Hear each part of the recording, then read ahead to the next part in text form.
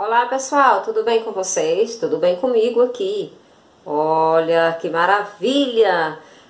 Pessoas devolvendo suas atividades, dizendo lá que está assistindo os vídeos. Muito bem! E hoje o nosso vídeo traz para vocês como contar os séculos. Nós já vimos que o homem sentiu a necessidade de contar o tempo. Já vimos também o calendário cristão, que é o calendário que a gente usa. Primeiro a gente viu que as pessoas contavam o tempo, o dia, com o relógio de sol. Depois sentiu a necessidade de criação de relógios e daí por diante. E hoje a gente vai ver como contar os séculos. Lembrando que para isso a gente vai acompanhar lá no nosso livro, página 90. E você vai perceber que para contar os séculos, registrar século, você não vai usar o número arábico. Você vai usar números em algarismo romano, representação romana. E também você vai assistir um pequeno vídeo também autoexplicativo de como contar os séculos. Vamos lá? Como contar os séculos. O calendário gregoriano cristão pode ser organizado em séculos, ou seja, em grupos de 100 anos. O primeiro século da era cristã estende-se do nascimento de Cristo, ano 1, ao ano 100. Existem dois meios simples de identificar a que século um determinado ano pertence. Se o número que representa o ano terminar em 2 zeros, basta eliminar os zeros para obter o século a que pertence. Se o número não terminar em 2 zeros, retira-se os dois últimos algarismos e acrescenta-se 1 ao número que restar. Lembrando que século é representado por algarismos romanos. Bom, galera, vídeo para mostrar como fazer o cálculo de século.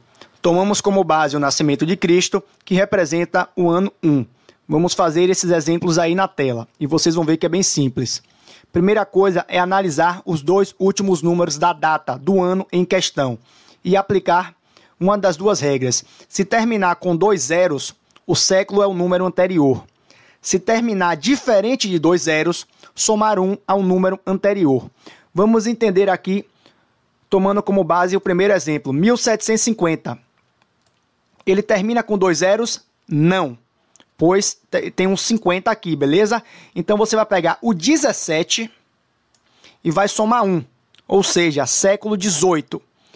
1700, os dois últimos números, termina com 2 zeros? Termina. Então o número anterior representa o século, ou seja, século 17. Tá vendo? 2000 agora, termina com 00? Termina.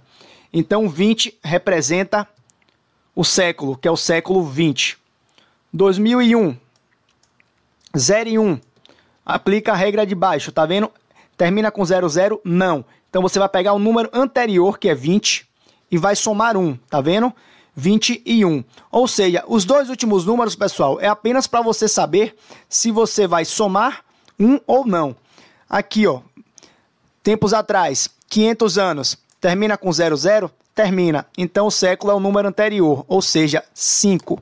Você vai lá e coloca século 5. 960. Termina com 2 zeros? Não. Então você vai pegar o número anterior a esses dois últimos números, que é o 9, e vai somar 1. Século 10. Número 99. Termina com 00? Não.